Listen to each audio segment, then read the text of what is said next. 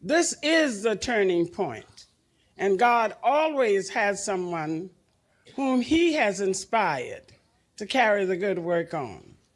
That person that God has inspired and has given him more than a reasonable portion of love for every nation, for every country.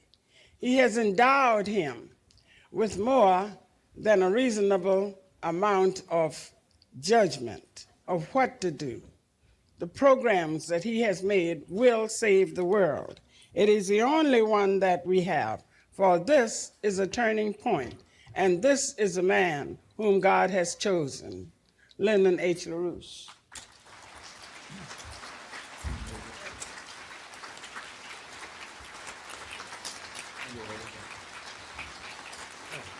Here's time.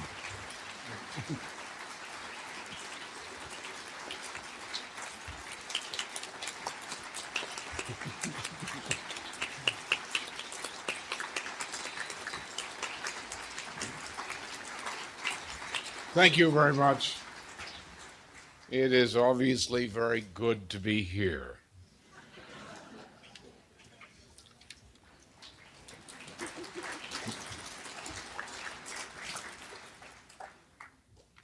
What I shall say today in chief will be found in more extended form in something which is in the process of publication.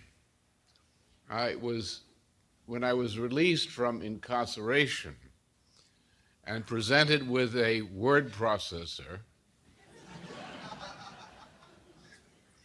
it was a second birth of freedom.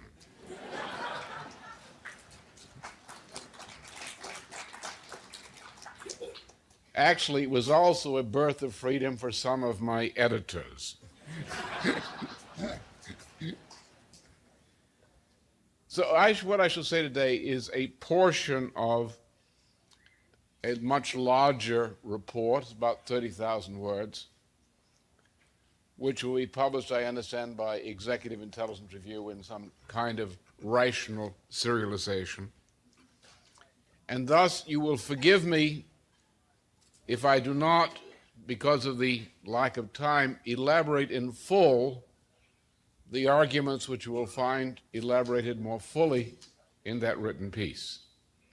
Today, rather than presenting entirely a proof of each and all of the points I shall list, I shall endeavor to present a unified conception of the nature of the proposition and then leave it to your reflections and later reading to do a further, more full digestion of the details of what I say. The essential thing is that since approximately 1966, shortly after the assassination of President John F. Kennedy, the entire world economy, as defined in physical terms of reference rather than some other form of accounting, has been in a process of first declining rate of growth, and then since about 1970, in overall consistent, persisting economic decay, collapse. We have now come to a very advanced stage of that collapse process, and for reasons which I shall indicate here, this is not a cyclical crisis, it is not a boom-bust crisis. The relevant question is not on what day the New York stock market collapses. We are in a condition which in the life of a person is that point of life in which the date of death is uncertain, but the imminence of it is without doubt. This economy, this entire global system of economy, and the institutions with which that economy is associated are in the process of self-destruction. Nothing can save this system. There is no reform. There is no aspirin tablet, no Tylenol, which can give this system freedom from its headaches, except the death to which the system is in any case doomed. The question before us is not whether the system can be saved. It cannot be saved. The question before us is, can the human race survive the passing of the system? Now, the cause of the collapse, in very simple terms, is twofold. The first cause of the collapse of the world economy is what is known to every unfortunate who studies the subject in a university or college as Economics 101.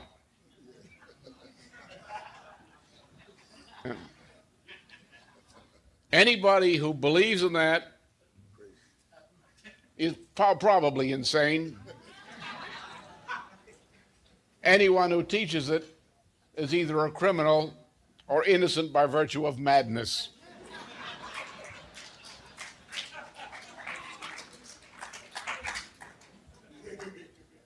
The second cause of the collapse is the combination of Economics 101 with belief in a post-industrial utopia.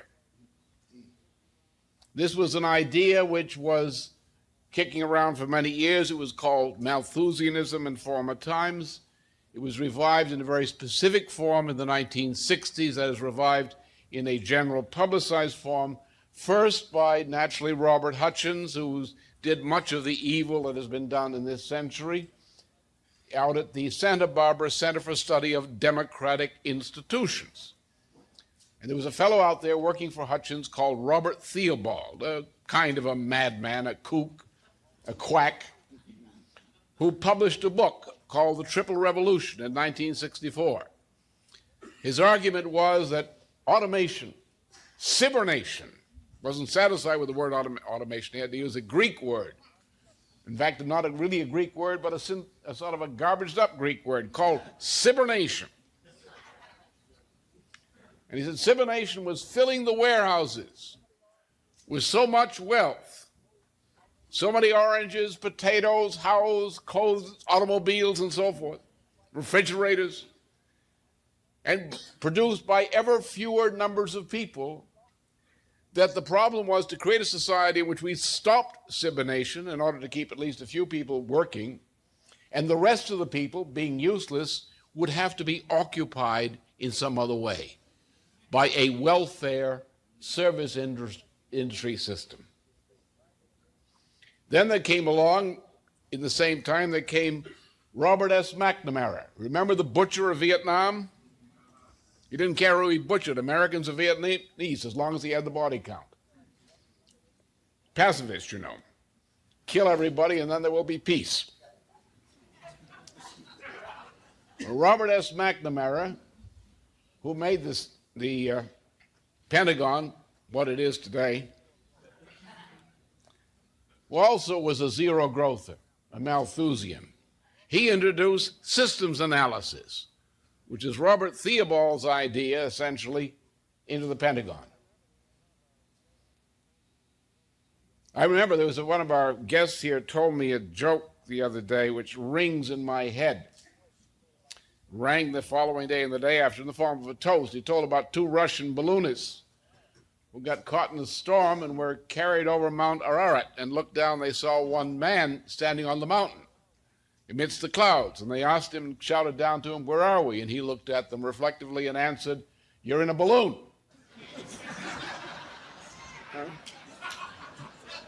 So one Russian, and probably one who was used to seeing visiting American economists, asked the other, "What was that? Who was that man?" And the other Russian said, "I know he's a mathematician." The second asked why, and he said, "Because his information was precise and useless." You can see why we get some good things out of Russia, you know. Jokes like that, we need more of them. But these two ideas combined in the form of things like the cult of environmentalism. I noticed you've noticed the global warming which has seized us this winter.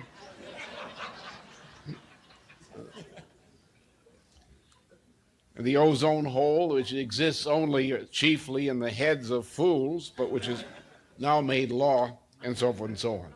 So the idea of ending a society and economy based on investment in scientific and technological progress, in a society based on the increase of the physical productive powers of labor, was the change to this post-industrial utopia.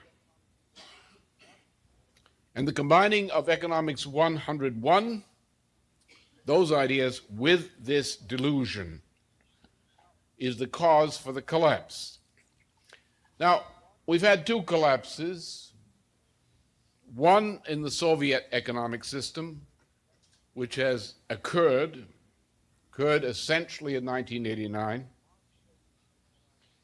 We are now in the last phase of the collapse of what is called the Anglo-American world system, established at the Versailles Treaty after World War I and consolidated after the collapse of 1971 at various conferences in the 1970s, which established what's called the floating kidney system of world economy,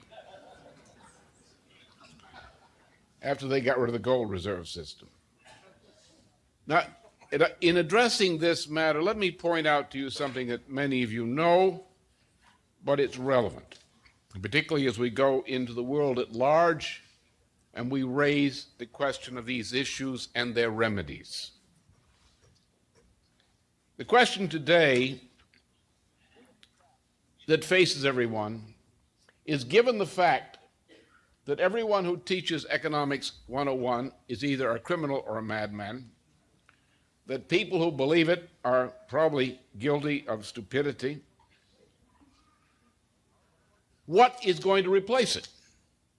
Are we going to have everybody on every block come up with a new idea, a new suggestion, try them out with probably equally fatal results? Or do we have to turn to new ideas of a special quality? New ideas which have been proven. And therefore, when any of us speak on the subject of new economic policies, the question is, what's your authority? And therefore, permit me to reference some of my authority, at least the one which some of you are familiar, to say what I'm about to say.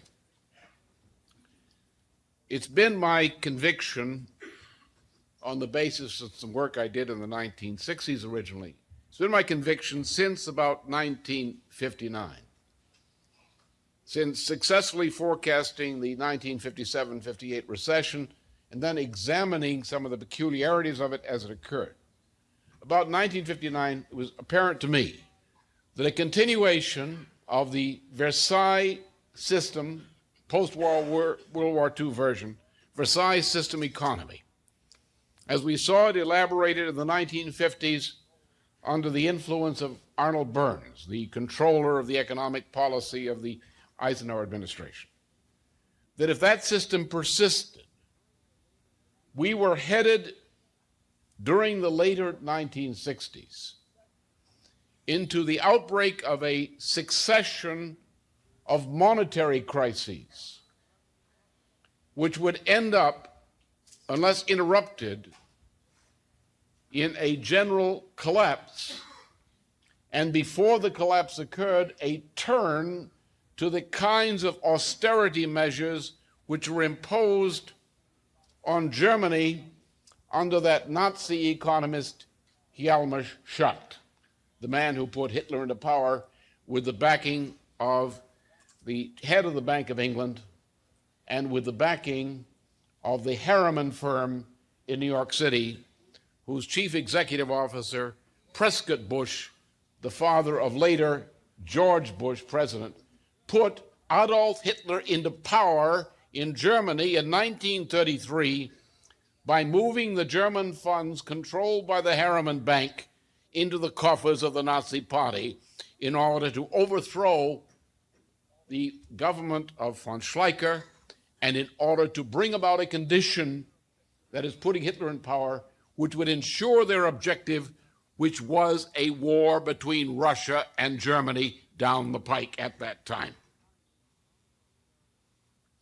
That those kinds of economic austerity would be introduced if this policy continued, and that would occur as a part of a process of collapse.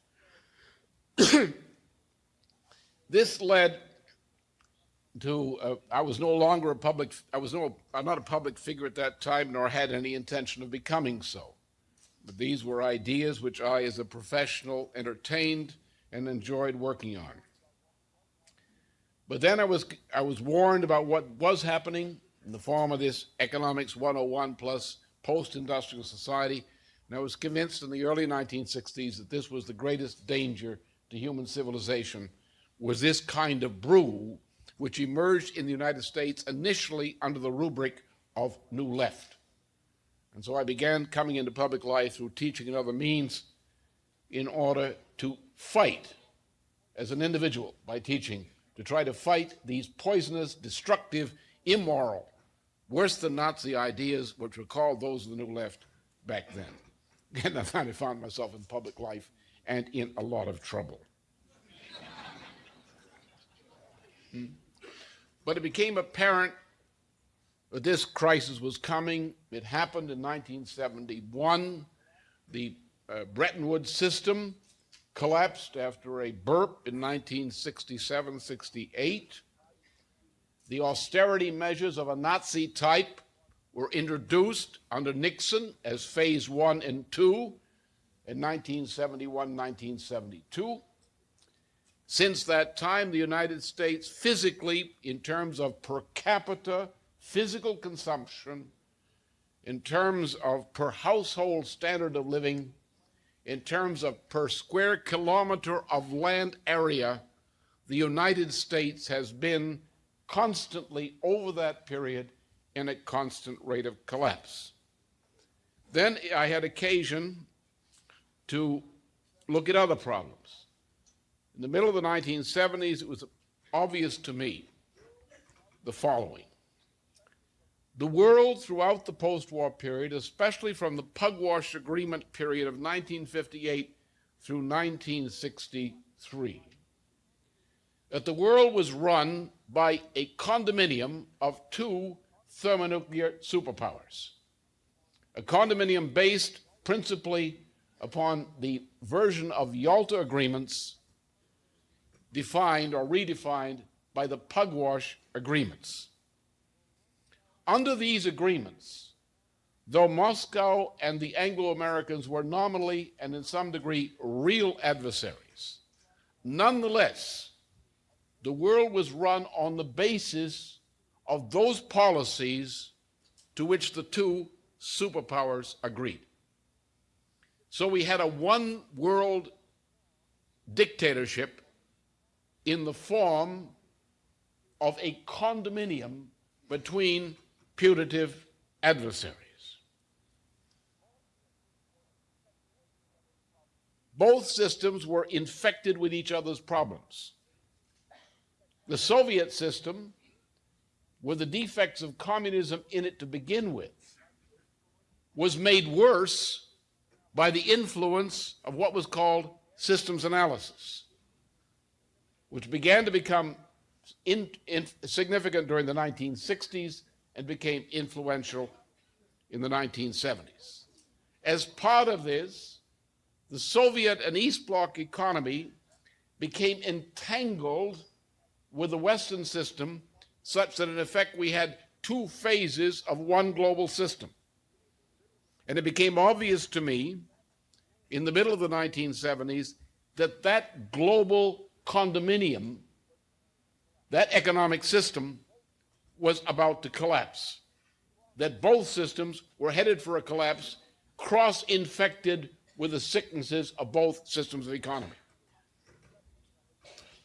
In middle 1970s, I had the occasion to recognize that we were headed under those conditions toward the danger of a thermonuclear war, and that the so-called deterrence program, the pugwash agreements, the so-called mutually assured destruction policy, was actually the cause of this danger of war.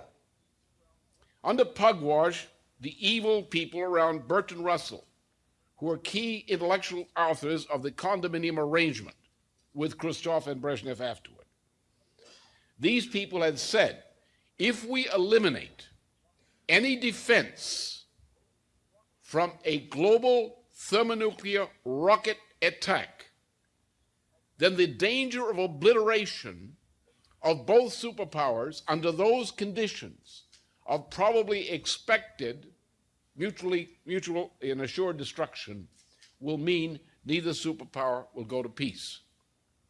It happened, as I knew, during the middle of the 1970s that the development of thermonuclear pulse effects, the electromagnetic pulse effects, made it possible through a limited first assault to prevent the rockets of another power from taking off. And therefore, both powers had to worry about what's called a pin-down effect, that they would be unable to respond against a first strike preceded by this kind of assault. At the same time, the rockets were becoming more precise in their targeting. You could almost hit a barrel at a distance of several thousand miles. We can do that today with the aid of these satellite systems. And the rockets were being placed, the strategic rockets, in further advanced positions.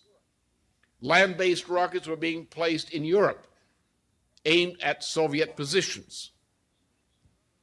Soviet boomers, submarines carrying strategic rockets off the Pacific and Atlantic coast of the United States, could deliver a pin-down effect within a matter of minutes from time of launch. So we are into a situation where the commanders of the forces on both sides had to be prepared for the danger of a first strike, in which they would have no more than a couple of minutes warning before they would launch their counterstrike. Extremely dangerous situation. It was also obvious to me, as it was obvious to the relevant Soviet officials, such as Sokolovsky, back in the 1960s, that the idea of intercepting a thermonuclear rocket with a high-speed interceptor rocket was a piece of nonsense. Strategically, it could not be done. It was obvious to the Soviet military back as early to middle 1960s that only new types of weapon systems could stop a thermonuclear rocket barrage. These were called later in the 1972 Ballistic Missile Treaty, Anti-Ballistic Missile Weapons Treaty.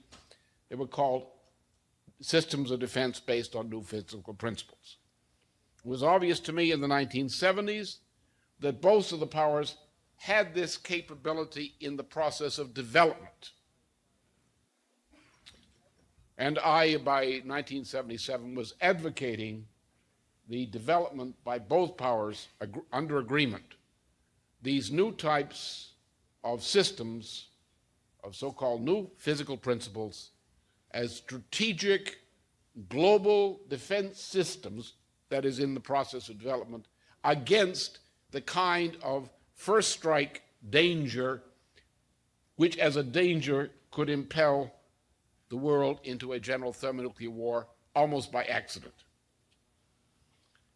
It was also my view at the time that this could not be done strategically, because we're dealing with adversary relations, except by mutual agreement.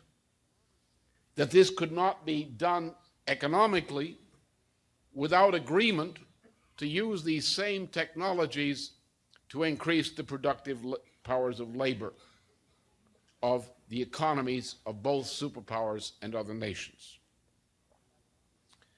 Then there came, in that context, this was, of course, as many of you know, my policy in the 1980 Democratic presidential primary campaign. Then there came a point at the December of 1981 when high-level agencies of the United States government asked me to open up a back channel to the Soviet government.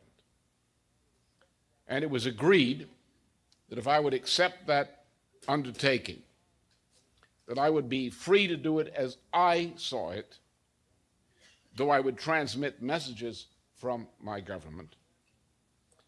And it was agreed that I would present to the Soviet channels my proposals, 3-point proposals, to utilize new physical principles for a strategic defense system, to recognize the economic, technological benefits to the economy of such a program, and to agree to cooperation, economic and technological cooperation in this connection. So as beginning February 1982 through February 1983, I engaged with a senior diplomat, Soviet diplomat in Washington, with such a back-channel discussion, which was turned down by General Secretary Andropov in at least no later than February of 1983. But this comes to the point. The Soviet government agreed on the first 2 points, agreed on the new physical principles, and agreed on the economic benefits for civilian economy of using these technologies for civilian as well as military purposes. They agreed that cooperation would work, but they said they would refuse the cooperation, first of all, because the United States in a crisis program would beat Russia, and secondly, because they would not make any such agreement with an adversary power under the Soviet Constitution. I replied to that at the time. I said, if you attempt to do what you say you're going to do, you'll develop the systems yourself. Your economy will collapse within about 5 years because it cannot take that kind of strain. And as many of you know, in the same period, in 1983-84, I forecast in the national television broadcast I made an impending bank collapse beginning that year within the U.S. banking system, and indicated this banking collapse was a portent of a general collapse of the U.S. economy if we did not radically change our policies. So if you look at that material over that period, there is nothing unusual in my claim to some degree of unique expertise on the subject of the intermingled collapse of the 2 superpower systems, the one which has already collapsed and the collapse of the Anglo-American international financial economic system, which is now in accelerating progress toward a collapse which can occur any day or might be postponed for some months. But nonetheless, we are in a terminal state of collapse, and the longer it takes for the collapse to occur, the worse it will be for humanity. Now let's look at several aspects of this to see how this collapse was brought about. It was brought about not because of any natural condition, not because nature decreed it, not because there is any law that the collapses must occur. The idea that there must be cyclical cycles and boom-bust cycles in economy is a complete piece of nonsense.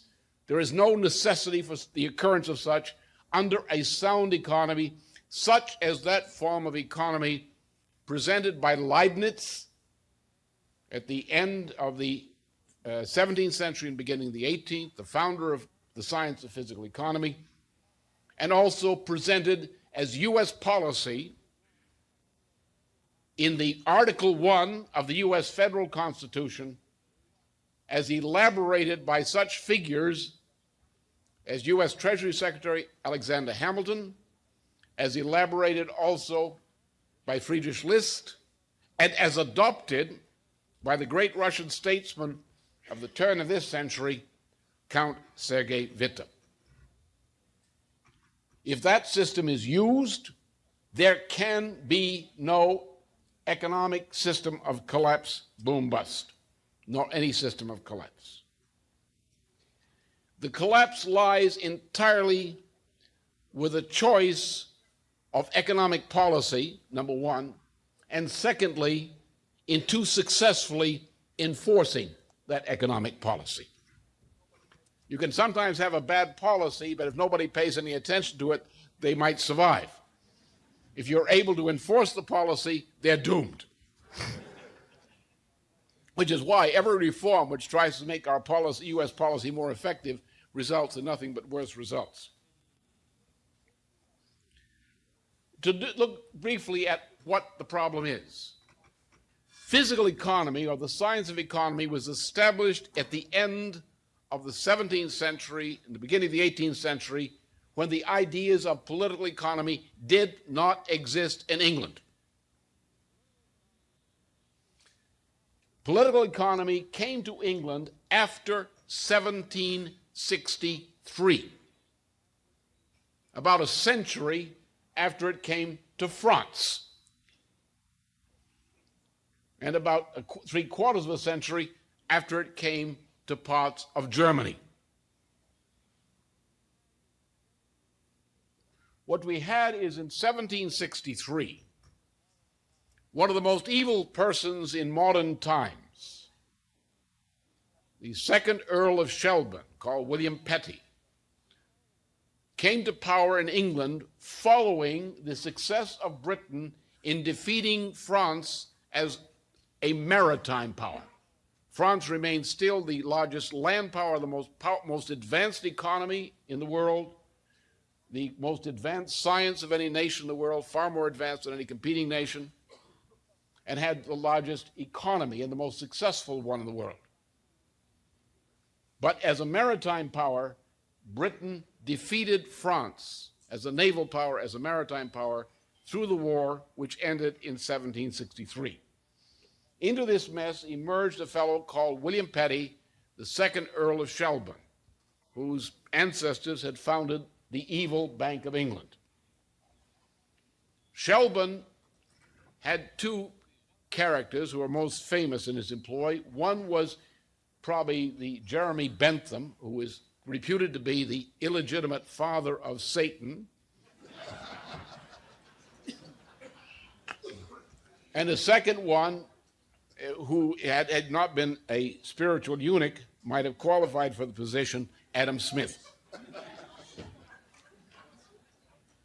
Now, the Smith family biography records a carriage ride with William Petty, the second Earl of Shelburne, and Smith. And Smith. Smith had just been employed by Shelburne. And the biography records the essentials of that conversation. Shelburne instructed Smith that he was to work on developing measures with two objectives. One, to destroy the economy of France. Two, to destroy the economies and independence of the chartered English-speaking colonies in North America. In 1776, Smith, after meeting with the friends of Satan, i.e. Voltaire, in the continent of Europe, came back and published a book, which was largely plagiarism, but nonetheless he published it. It's called The Wealth of Nations. This was the poison which Lord Shelburne had demanded be developed to destroy the economy of France and to destroy the economies and independence of the English-speaking colonies of North America. And to a large degree, it worked. In 1783, at the peace treaty in Paris, which settled the recognition of the independence of the United States of America, both France and the representatives of the United States committed a foolish act. They negotiated with the Prime Minister of England, who at that time was Shelburne, to accept free trade as a condition of the peace. As a result of this, between 1783 and 1789, the economy of the United States went bankrupt.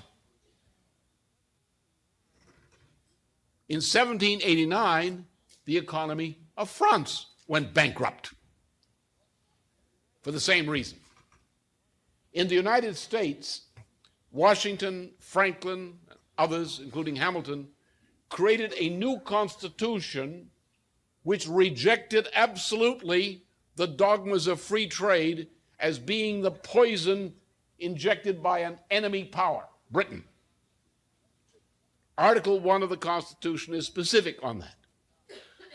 Then in 1789, a bankrupt United States established a new federal government with Washington as the president and Alexander Hamilton as the Treasury Secretary. Under Washington and under the leadership of Hamilton, a Bank of the United States was established. The public credit of the bankrupt United States was restored. And a prophetic policy outlined in a paper called On the Subject of Manufactures was issued. A prophetic policy which proposed the successful transformation of the United States economy from a predominantly rural one, in which 90% of the population was employed in rural agriculture, that is, 90% of the people had to work just to keep the rest fed, to an industrial economy of great power and increasing productivity. The entire success of the United States is based on the implementation of these ideas, which Hamilton outlined as the anti-British American system of political economy, a system of economy based upon scientific and technological progress, on energy intensity, on capital intensity, and on science driver principles.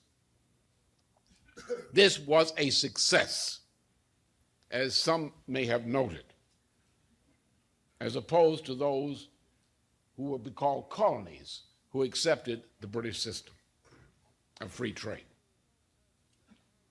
Thus, there is no question that prior to 1763, since the American system was based, including the Declaration of Independence, including the Constitution, were based on the principles enunciated by Leibniz almost a century earlier, that there existed a system of workable political economy prior to 1763, prior to Adam Smith's employment by Shelburne. And I can put it to you that as far as Economics 101 are concerned, that the economic theory underlying the collapse of both the Soviet system and the presently ongoing collapse of the Anglo-American world system are the result of the anti-Leibniz ideas introduced beginning 1766 by Shelburne through the mouth of Adam Smith. The free trade system is what has caused this collapse. I shall just refer to a number of economists who represent this system. They are Adam Smith, David Ricardo, the student of Smith and Ricardo, Karl Marx, and for a modern reference point, the mathematician, again, I was thinking of our friends and Russians in the balloon over in Mararat, John von Neumann. All of these represented, as von Neumann accurately described, the mathematics of Smith, the mathematics of Ricardo, and also the mathematics of Karl Marx's three-volume Capital, especially volumes 2 and 3 of Capital. They are all zero-sum games. In fact, as von Neumann insisted quite rightly, any system based on a set of so-called linear inequalities is a zero-sum game. In fact, it is what we call entropic. That means it starts at its best time and degenerates from there. So, what has happened in effect, as I shall indicate, is because we used a theory of economics which is zero-sum, which means it makes no allowance for real growth, at least in its formal aspects, and because in its formal aspects it is intrinsically entropic. The application of an entropic theory to tightly administer an economy must result in an entropic, i.e., a collapsing economy.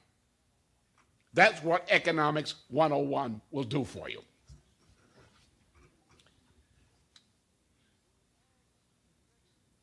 When you add a second feature, sabotage, discouraging of investment in scientific and technological progress, when you oppose energy intensity, when you oppose capital intensity, when you oppose relatively massive investments in public infrastructure,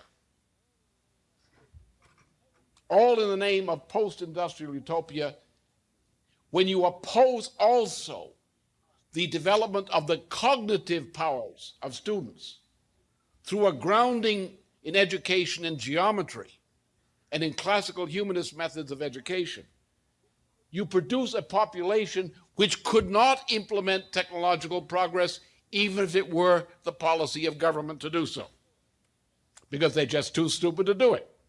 Not because they couldn't learn, but because you refuse to allow them to learn.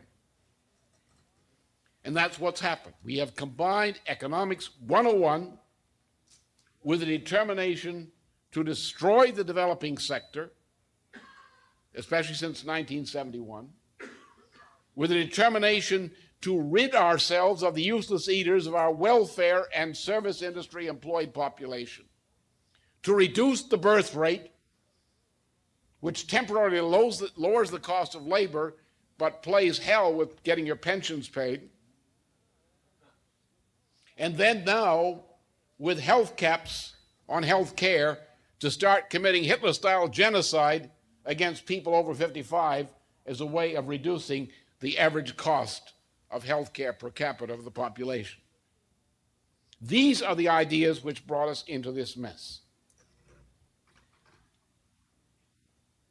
Let's look at the question of profit.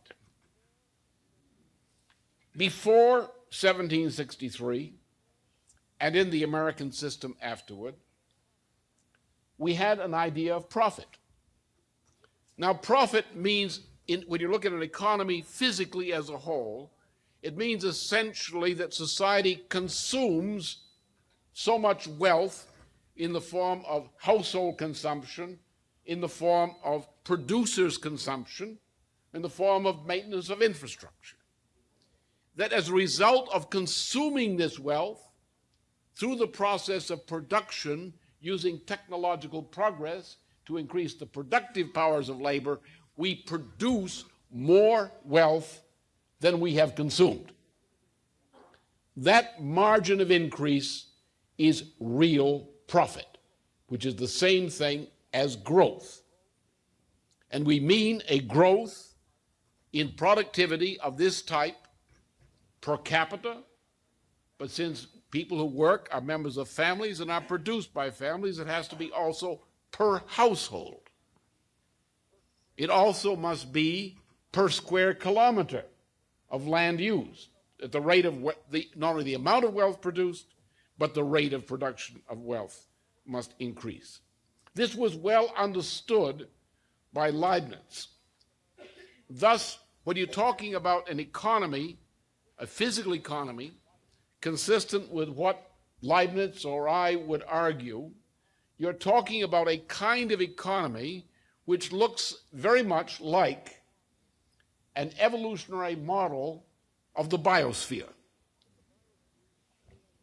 That the biosphere is producing ever higher orders of organization, very much like the Mendeleev periodic law portrays the star's production of a higher state of organization of its component parts. And the higher the level of the star system, presumably the larger the periodic table, so to speak.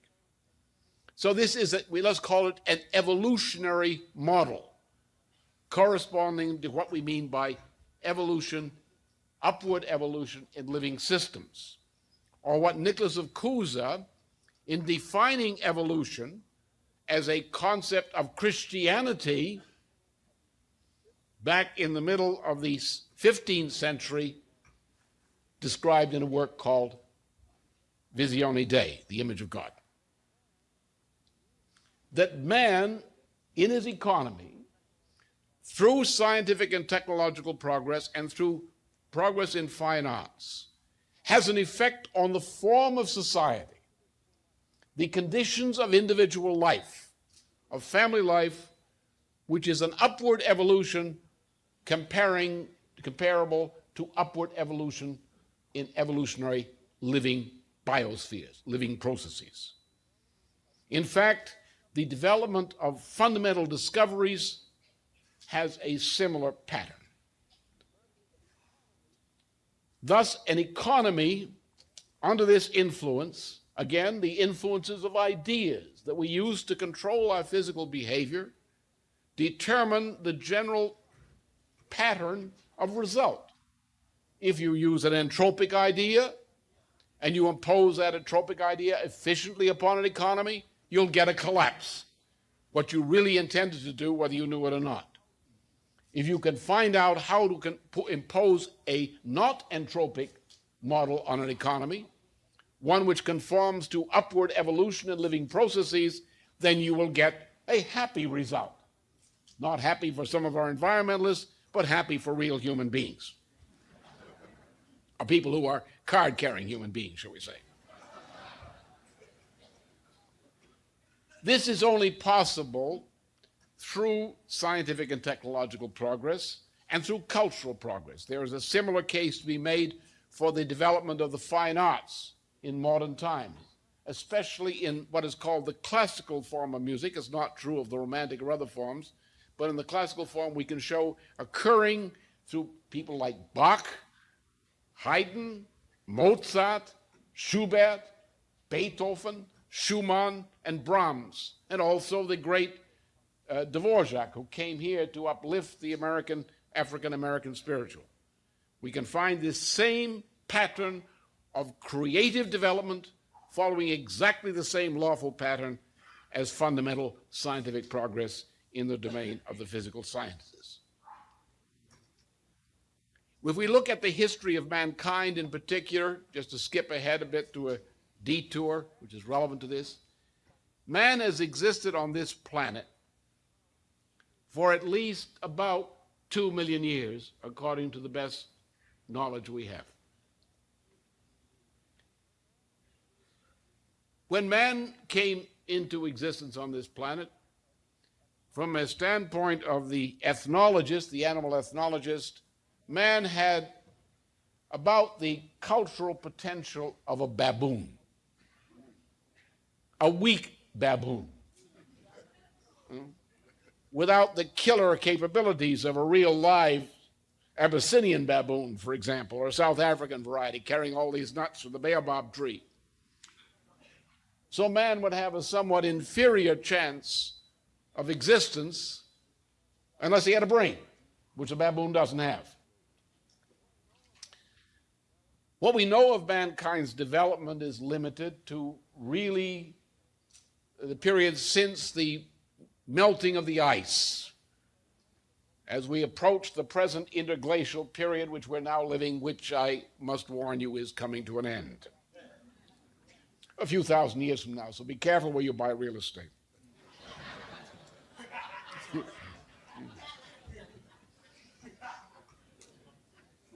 But we can also say that there were not great landmarks left behind from an earlier period. You know, the oceans are probably down to 200 or 300 feet or more below their present level.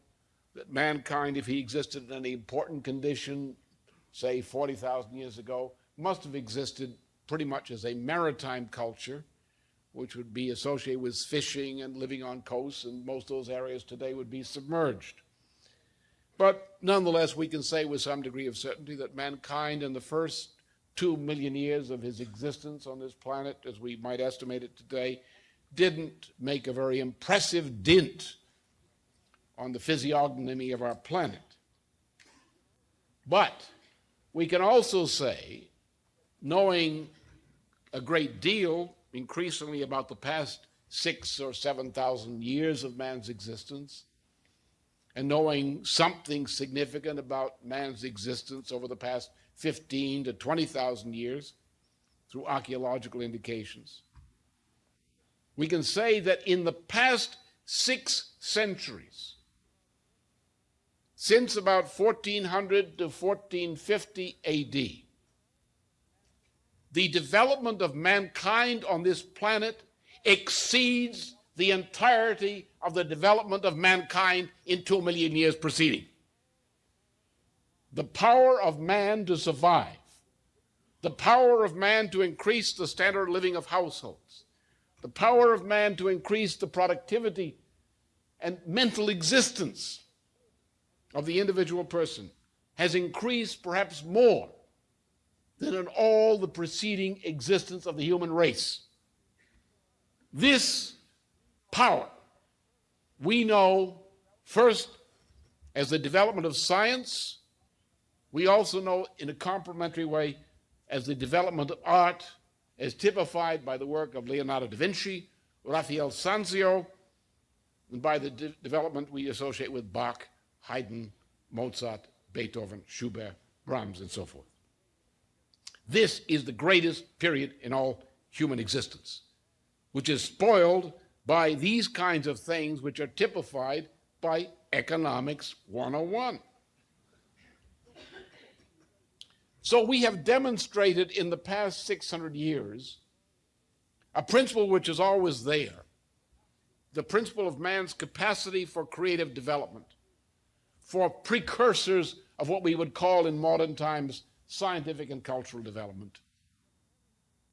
But we have never seen such an efflorescence of that power of man to walk in the image of God as we have seen in the past 6 centuries, radiating from Europe into the growth of population throughout this world, not just in Europe, as a result of the proliferation of this scientific and cultural development, including such simple things as sanitation and so forth, to enable life expectancies to be increased. So we know from this that we as mankind have the power of ever-increasing scientific progress to apply to our problems in such a way as to transform the way in which we produce things, to increase the standard of living physically, per capita, per household, and per square kilometer. We also know that mankind today is on the verge of colonizing, as well as exploring, what we call nearby space. We know that the destiny of man, if we survive this crisis and learn our lessons for it, is unlimited in the universe. It makes no difference to us now what man will do 500 or 1,000 years from now. I'm worried about the next 200, but 500 or 1,000 years from now. We know that the available course of activity of mankind is upward, if we but determine to learn from our experience of the past 600 years and to apply that experience to create, again, a model of society which is not entropic, a model which emphasizes the growth of scientific knowledge, of artistic creativity, and of investment in increasing the productive powers of labor and the education of our children.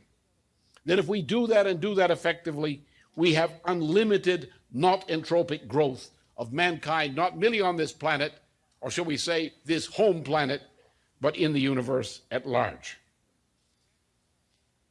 That is profit. It's the only kind of profit worth talking about, is to have enough to produce today more than we consume today, to have something to invest in the future for tomorrow, to invest in the progress of science, education, care of people, and culture, and thus to increase the productive powers of labor, so that those, we tomorrow and those who come after us, will be more productive in the next generation than we in ours. That is our imperative. That's our duty. And that we can call profit, or the margin of profit, and the productive investment of that margin of profit. That is what Leibniz understood. That is what I have always understood since I understood fully Leibniz in this respect. The problem then is to eliminate thinking which is based on entropic ideas. The problem there is that mathematics, as it is taught in a form which is intrinsically entropic, which does not mean it's useless. It describes space-time very usefully, but it does not encompass the full scope of anything and cannot represent in its present form that which is most characteristic of our species, the not entropic processes of creative discovery and the application of creative discovery to the human condition in our practice. No formal linear mathematics can do that. There's nothing wrong with the mathematics as mathematics. It's when you impute to it something that is not there. Mathematics of that form cannot describe by axiomatic definition what happens in creativity. What is called statistical negentropy by people like Theobald and others, or Wiener, today is not anything except a reversal of entropy. It has nothing to do with life. It has nothing to do with the development of creative ideas. It has nothing to do with the communication of creative ideas. So we should put mathematics ordinary mathematics, where it belongs, as a tool, but a tool which does not comprehend man, a tool which does not comprehend living processes. And we must raise ourselves to a higher level, as great Georg Cantor indicated, among others, to a higher level of conceptualization, which permits us to efficiently address these kinds of processes. But in the meantime, even with an imperfect mathematics, we can represent a phenomenon which the mathematics itself cannot describe. We can represent the effects of a not entropic process in statistical procedures and economics, something I do all the time, I assure you, and I enjoy it very much. What we must concentrate upon, as Helge has said, we did not consult on this matter, but it's the same thing. We must concentrate on the development of man. This is the problem we face, don't we? People believe in Economics 101. The economy is collapsing because of Economics 101. Don't you think we ought to do about the mind, something about the mind of that poor stoop who believes that nonsense?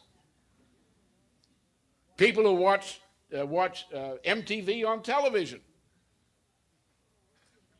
People who listen to some of this junk they call music these days. All of this stuff. The problem is that our people have become stupid. They don't know their opinion. I used to say, as I said on a recent press conference, I used to say to people in prison, you want to tell me your opinion? You, who were arrested for buying dope from a government sting agent to sell to a bunch of snitches, you're not a drug pusher, you're in here for criminal stupidity, and you want to tell me about your opinion.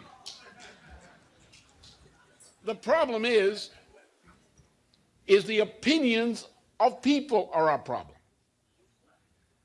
The opinions of people are wrong on two counts. First of all, Americans are other-directed. No self-respecting American ever reveals that he has a mind of his own. He gets his opinions from authoritative sources, like the television news, like watching Hollywood movies. He gets his ideas on sexual relations by watching MTV. He has no independent opinions. He borrows his opinion, as Reisman said, he's an other-directed fellow. He borrows his opinions from his neighbors. When he sits and somebody asks him, what's your opinion? He goes like this and like that, and he sees what they're saying around him. The thing on which we have to concentrate once we address these kinds of problems is to recognize the failure of mankind to recognize the evidence which exists, which should have guided it to reject certain ideas and which should have guided it to seek out the correct ideas and to recognize them. And as Helge said, what we have to concentrate on is to attack the educational system which is destroying our people and to install in place the kind of education which trains young people for creativity. Now, if you cannot represent creativity by a mathematical formula, how do you represent it? Let's take, first of all, the simple case of physical science, and then let's look, just for comparison, to the case of classical music. How do we educate a child properly? How did Gerd Grote, Thomas à Kempis, and so forth, in the Brothers of the Common Life and in similar educational programs of that period, how do they take mankind in Europe at his lowest point, the point of a so-called new dark age, the new barbarism of the 14th century? And how, out of this circumstance, did we produce a group of people who formed what is called the Golden Renaissance, as typified and centered in Florence around the famous Council of Florence? How did we found in that period, in the early 14th, 15th century, following the darkest period in European history since the fall of the Roman Empire, how did we unleash the greatest period in the existence of man during the past 600 years, despite all the things that are happening to us today? It was done by people who were properly educated. How were they educated? First of all, they were fortunate. They had no textbooks, especially Economics 101. What they were compelled to do and what they taught was what we would call today original sources. They were taught original discoveries in geometry. Limited, but they were taught them. What they did was to instruct a child to do what a child will do naturally if given the opportunity to do so. To re-experience the act of discovery as that act had been produced earlier within the mind of the original discoverer or someone like that. So the child, instead of learning formulas, instead of learning formal logic, instead of learning deduction and induction, the child went through a process of rigor, of actually re-experiencing in the child's own internal mental processes the experience of the original discovery. That doesn't mean you don't use mathematics and other things to induce that event within the child's mind. But the thing is, the child did not learn to conform to a formal model of an idea. The child learned to generate that idea by learning how to cope with a paradox which is rigorously defined and to see the answer to that paradox. What I've used often to exemplify that kind of discovery is the case of Cousé's discovery of non-algebraic mathematics in his treatment of the Archimedean paradox of squaring the circle. It's a precise example of the two issues of rigor, of scientific method, but also of a certain naive development in enabling a child to replicate in the child's own mind, in this case, what happened inside the mind of Nicholas of Cusa to make this fundamental discovery of modern physical science. The child can replicate that in the child's mind. There's no way of putting that discovery in words in a way which bypassed the obligation for that kind of replication. Now, if we educate children to re-experience discoveries, then the child's mind is populated with a collection of people. Over that corner is Pythagoras. Over there is Plato.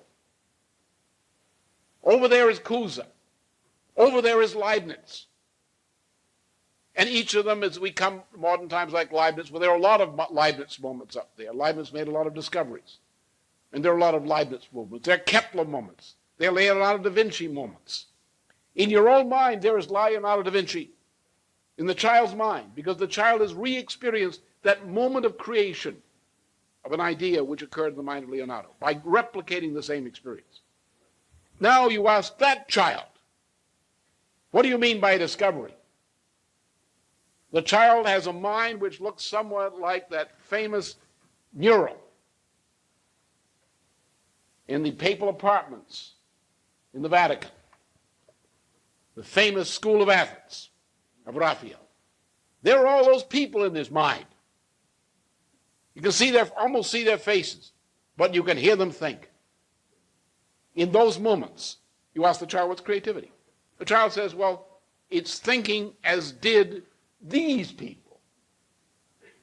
And the child, if the child reflects and grows up a little more and becomes reflective, the child will think back and adduce from that certain principles of creativity and reduce these to types.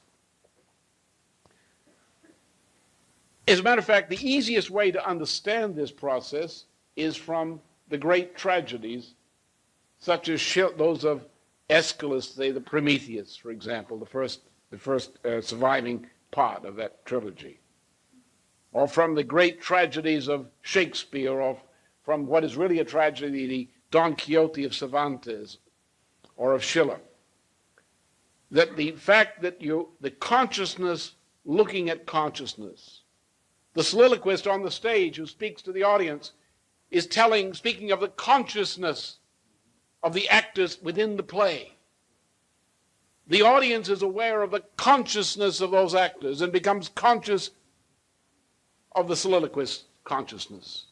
The playwright sitting in the balcony is already conscious of the characters in the play and of the soliloquist. He's looking at the consciousness of the audience in watching the play.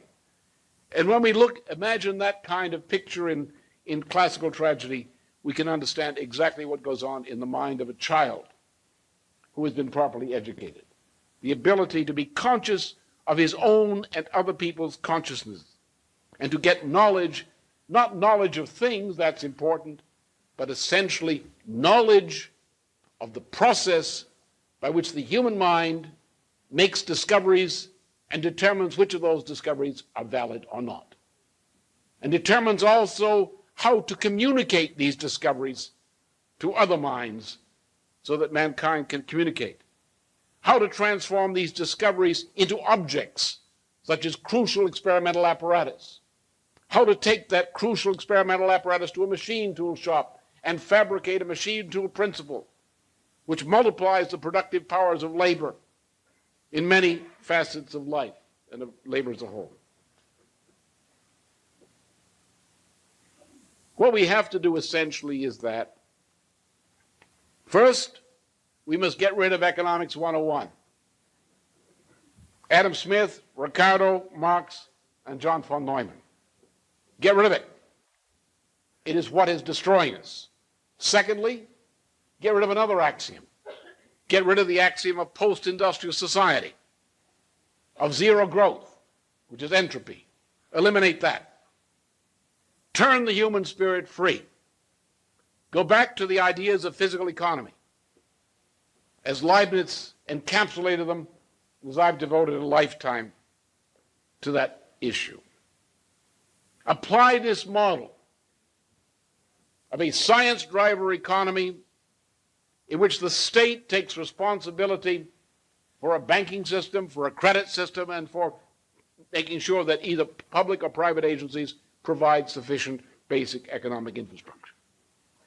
And an efflorescence of ideas in the practice of manufacturing, distribution, agriculture, and so forth.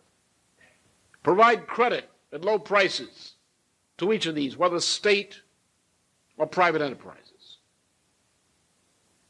Have objectives, as de Gaulle understood this principle. Have objectives. What does society need to do? What are the priorities? State them. What's going to work? What creates a balance? Let society know about that and tell people to get out there and do the best they can to realize these objectives. If we do that thing with an understanding of this comparability of the evolution of economy in its positive form to the evolutionary principle of the biosphere, then we can, instead of using the zero growth model, using that with some understanding of the details of it, we can succeed. But we will only succeed if at the same time we educate the children, to educate them in science and in art. Let me just indicate in the case in music. We will deal again here tonight, I believe, with a discovery in music on which all modern classical music, in the proper use of the term classical, which means through Brahms and includes Dvorak, is based. It's a discovery which was made in first approximation by Haydn, and then in a higher level by review of Bach, by Mozart, right after that, which was developed further by Beethoven in a way in which the last years of his life was absolutely unsurpassed. There is probably no musician who ever lived who approaches the pure genius of Beethoven in the last 10 years of his life. Nothing to match it in all music. Nothing that even approaches it. The only thing you have is this great man afterward, Brahms, who does all this wonderful work to help you understand what had been accomplished up to that point in a richer way. But the thing to understand is this. All of these great musicians studied the creative discoveries of the other great musicians. That's what a good musician is. A good musician learns a discovery which is made, or at least is reflected for the first time, in Florence in the first half of the 15th century. It's called bel canto, singing. And that was a discovery. The musician who does not make that discovery will be crippled as a musician, defective for the rest of his life. That imposes other discoveries. You discover how, when you use bel canto method, you discover how the voice is organized. You learn it has registration. You learn there are different species of voice which are precisely defined. That's a discovery. You have to learn that discovery. Then you go to another discovery. You discover how to put these voices together, the singing voices, together. And you find there are about 6 potential species of these singing voices. So 5-part and 6-part counterpoint is the most natural expression of the desire of human beings to sing poetry. You learn that music comes from poetry. That when you have classical poetry, even our most ancient ancestors say the Vedic hymnists of Central Asia at 6000 BC, they sang a poem before them. Each vowel had a relative pitch. And reading the poem, they could sing it. They do to this day. They sing their poetry. From this, by singing poetry in different species of voices, utilizing different registrations of each species of voice, you have this wonderful development of counterpoint, which defines a 24-key, well-tempered system. A discovery, but it was always there. Because the natural condition of man determines that human beings have these natural potentialities, and it's our duty to discover them. Then Haydn, working from the Italians and from Carl Philipp Emanuel Bach, the son of Johann Sebastian Bach, made a discovery and introduced to musical composition, a coherence which had never existed in music before. A systematic coherence. And then he had this young fellow, Mozart, who participated with him in certain important discoveries. And Mozart, having the opportunity to work through Johann Sebastian Bach, made other discoveries. A revolution. From 1781, 1783, 1786, the discoveries by Mozart in music are a tidal wave, which properly understood beyond imagination. The only thing comparable to that is what Beethoven did in the last 10 years of his life, which surpasses it. These are discoveries. You read Brahms, read the Jenner book, where the student of Brahms, Jenner, wrote a book on his conversations, relationship with Brahms. Read Brahms's instructions to Jenner in that book. Discover, discover, discover. This is not textbook music. You cannot learn music from a musical textbook. You can get some guidelines of what you have to learn, but you must learn classical music step by reliving each of the discoveries which is involved, which is the way you teach it to children, by teaching them to sing. You learn then the instruments, because the instruments, as Bach says, you must teach your instrument to sing, which means you must have the singing idea in your head, and you must force your instrument to sing as a human voice. Not human because it's an instrument made of steel and wood but because it's an instrument in the hands of a human being. And it must sing. Every musician must learn this. So that we see, when you think about music, don't think about entertainment or some fool jigging on the beach. Think of the greatness of music. Think, as you probably have, some of you have noticed, the work of Dvorak with Harry Burleigh. That was discovery. The spiritual was never the same after that because its potentiality was discovered by applying principles which are the accumulated knowledge of music of centuries was embedded in that relationship and that process. Think of things in that way, and then you see music is not entertainment.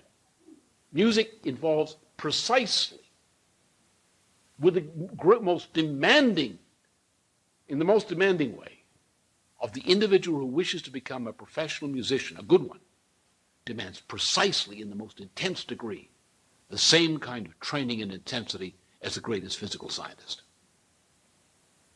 There's been a folly popularized. It was popularized by an evil man, Kant, and then repopularized in the 19th century by another evil man called Savigny, who said in German that you must separate Geisteswissenschaft from Naturwissenschaft. That art and science in particular are separate things. They have no relationship to each other.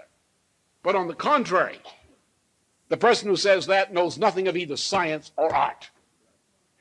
Because the same creative principle, which we find reflected in the great achievements of science, which we find emblazoned in the accomplishments of our past 600 years, which surpass everything done by mankind in the millions of years before.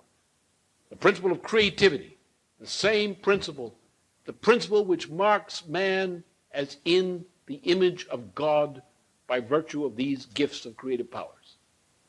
That same principle is the essence of science, it's the essence of great music. So we must educate our children in science. We must educate every child as if to become a great scientist by letting them relive the emotional experience as well as the learning of the great discoveries of their predecessors, which are precious few, actually. And let them learn in a similar way, by learning first to sing poetry as little children. Let them learn step by step the creative accumulation which is music. And they will learn poetry, they will learn drama, they will learn the history of mankind, and they will be above all able to look into the eyes of a stranger and see through those eyes, within that body, in the motion of that mind within, the reflection of an individual person in the living image of God. Thank you.